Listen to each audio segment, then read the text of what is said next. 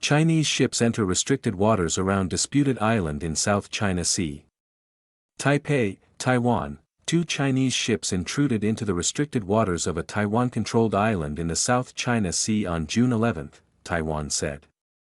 Taiwan's Coast Guard called the incursions into waters near Taiping Island another example of China's gray zone harassment, emphasizing that it was the first such incident in the area, according to a press release issued on Thursday.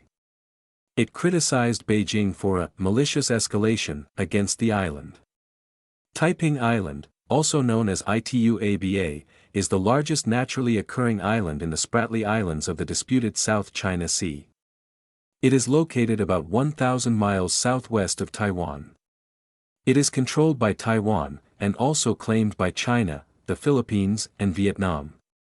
The intrusion lasted about 15 minutes on Thursday morning before the Chinese vessels were forced out by two Taiwanese patrol boats, according to the agency. However, before departing, the Chinese vessels came as close as 2.1 nautical miles to Taiping Island and made abrupt and deliberate turns twice that put Taiwanese patrol boats and personnel aboard at risk. In a statement on June 12, Taiwan's Ministry of Foreign Affairs criticized China for what it called a brazen and unprecedented intrusion. It added that the Chinese action severely violated Taiwan's sovereignty and blatantly challenged the international order and disrupted regional peace, security, and stability. China's malicious provocations and heavy-handed actions have severely contravened the United Nations Convention on the Law of the Sea, other international laws pertaining to maritime safety, and the law of the sea, the ministry stated. The ministry also condemned what it described as China's recent, illegal harassment of cargo ships that were exercising their right to freedom of navigation in waters off eastern Taiwan. Escalating tensions. The Chinese regime, which considers the democratically governed Taiwan a Chinese province, also claims jurisdiction over waters near the island. On May 28, Japan and the Philippines announced the start of formal talks to delimit a maritime boundary between the two nations' exclusive economic zones, which overlap east of Taiwan, in accordance with international law.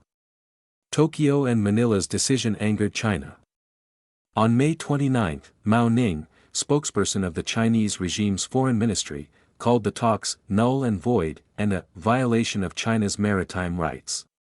On June 1, China's Coast Guard announced it had deployed vessels to waters east of Taiwan for what it called law enforcement patrols, and a necessary operation in response to Tokyo and Manila's decision. The maritime move prompted criticism from Taipei, with Taiwan's Coast Guard issuing a statement that said it would monitor surrounding waters and uphold the rules-based international order. China escalated regional tension further on June 6, when its Ministry of Transport announced the start of what it called a special maritime traffic law enforcement operation in eastern Taiwan. Under the operation, Chinese vessels radioed three passing cargo ships flying the flags of Singapore, Liberia, and Benin, requesting information including crew numbers and destinations, on June 7 and June 9, according to Taiwanese authorities. On June 10, China's state-run Xinhua reported that the enforcement operation had ended after 5 days, during which Chinese vessels had inspected 198 passing vessels. China's enforcement operation in Taiwan's eastern waters also drew criticism from the House Select Committee on the Chinese Communist Party. The CCP campaign to intimidate and harass Taiwan relies on gray zone warfare to push boundaries, the committee wrote in an X post on June 8. This deliberate one-sided escalation tactic will only reinforce the U.S. and its partners' convictions to stand with Taiwan and rebuke China's unlawful territorial claims. Criticism.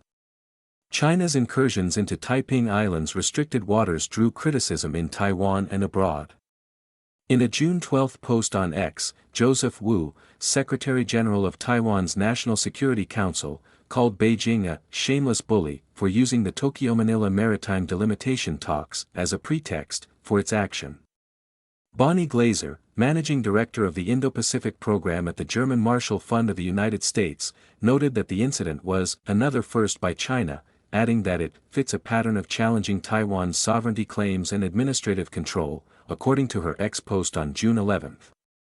Gordon Chang, a distinguished senior fellow at the New York-based think tank Gatestone Institute, pointed out that China had ramped up its actions against Taiwan, not long after U.S. President Donald Trump met with Chinese leader Xi Jinping in China in May. According to Wu, in the days after the Trump-Xi summit, Beijing deployed more than 100 vessels across regional waters, conducted joint combat readiness patrols twice around Taiwan, and dispatched the Liaoning aircraft carrier group in the Western Pacific.